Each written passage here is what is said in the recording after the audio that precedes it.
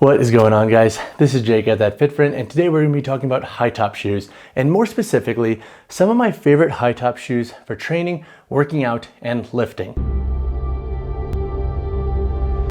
So I like to regularly rotate in high top shoes into my training based on what I'm doing and what I want for the day. So in this video, I'm going to break all these high top shoes into different sections.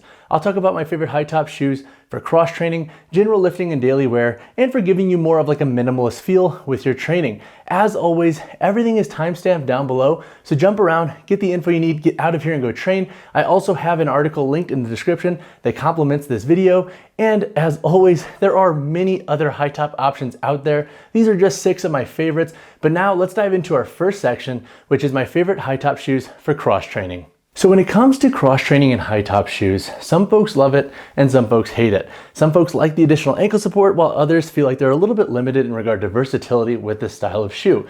But if you are interested in a high top shoe for cross training, here are 2 of my favorite picks. We have the Noble High Top Trainer and the GoRuck Ballistic Trainer Mid. So I like each of these models for slightly different reasons. So 3 reasons why I like the Noble High Top Trainer is number 1, their overall durability is really solid. So this shoe is about 2 years old now, and honestly, they still look fairly good for being kind of beat to crap over the last 2 years. I have trained pretty hard in this model. I've worn them to compete in powerlifting, and I wear them mostly these days as a daily driver. So when it's raining and whatnot, I'll wear this model because they're easy to clean, they stand up to the test of time, and they can weather the elements of the outdoor environment really well. So I love the overall durability of the Noble High Top Trainer. The second reason why I like this shoe is if you want a more stable cross training shoe that also has a high top boot construction, this model is really good to look into. We have like this medium to high density foam midsole. The stack height of this shoe is relatively low, so you can pull pretty heavy weight in the shoe without any issues, and you're not going to lack stability at all in the Noble High Top Trainer. The third reason why I like this shoe is I honestly like their overall appearance. So if you want a shoe for daily wear, I mentioned this earlier in my durability point, but this model is a good option to look into. The branding is relatively minimal in this shoe. Honestly, in the low top model, I'm not the biggest fan of the Noble branding, but I feel like with the extended boot, you don't notice it to the same extent. So if you do want a cross training shoe that you can rock out and about and then go train in, that is a high top model, the Noble High Top Trainer is a really good option to explore.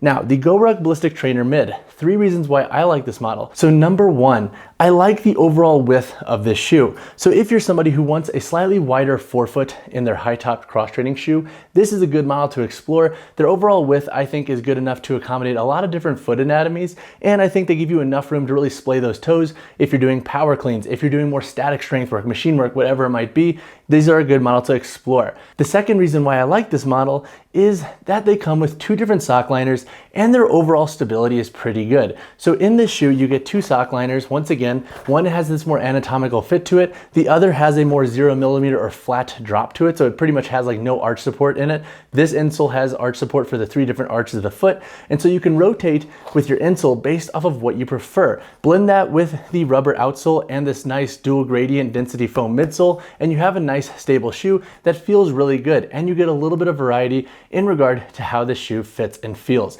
The third reason why I like this shoe, and this is similar to the Noble High Top Trainer, is I like how clean this shoe looks. We have relatively no branding on this model except for on the tongue and back here on the boot, but you can easily rock this model out and about. The forefoot knit upper breathes pretty dang well, and the Cordura nylon upper through the midfoot and heel give this shoe a nice durable feel. So either of these options work really well for daily wear. I think it's more of just a blend of your preferences. The stack height in the GoRuck model is a little bit higher than the Noble High Top Trainer, and the heel to toe drop in this model is also higher. So those could be 2 things to factor in if you're kind of on the fence between these 2 models. But either way, I think if you go with either of these models, you'll like their performance overall for cross training. My next section includes some of my favorite high top shoes for more recreational lifting and daily wear. So 2 models that I have up here that I really enjoy include the Converse Chuck Taylor All-Star high top model, and then we also have the Nike Blazer Mid 77 Vintage. So the Converse Chuck Taylor All-Star, why do I like them for lifting and training? Number 1, their price point. So it's $60 USD.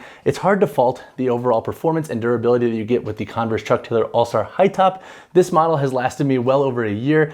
And honestly, if you take good care of your models, Generally, the high top shoes will last a little bit longer than the low top models. I've had low top Converse rip at the boot, but thus far, this model has been pretty strong. The only thing that you'll start to notice with the overall durability of the shoe is that the outsole can fade a little bit and that the canvas starts to kind of corrode. But for 60 bucks, I feel like those are small things in regard to durability with this model, especially when you consider how long I've had this shoe.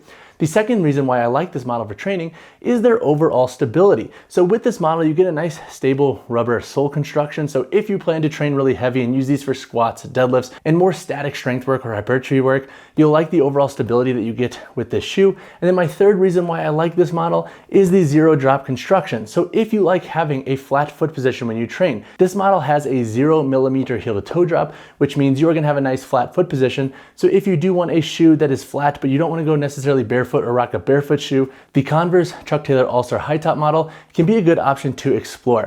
All right, so the next model is the Nike Blazer Mid 77 Vintage. Now, this model generally has a lot of strong opinions that follow it. Some folks love it, they love the style, they like it for training, and then others are like, they despise this model because it's a TikTok shoe and everybody wears it on TikTok and we don't like that. But 3 reasons why I personally like this model is number 1, I do enjoy the old school vintage look of this shoe. It's a very easy model to wear out and about on a daily wear basis with pants, with shorts. It looks pretty good and it works pretty well for training. That takes us into our second point, which is the overall sole maneuverability of this shoe. It's pretty good from the onset in which you start wearing them. Now the boot can be a little bit annoying to break in, so I will say the boot does not move as well as the sole, but for training purposes, the sole of this model does move pretty dang well, and it gives you a nice level of maneuverability, whereas other high top shoes can sometimes be a little bit more stiff, like the Vans Skate High.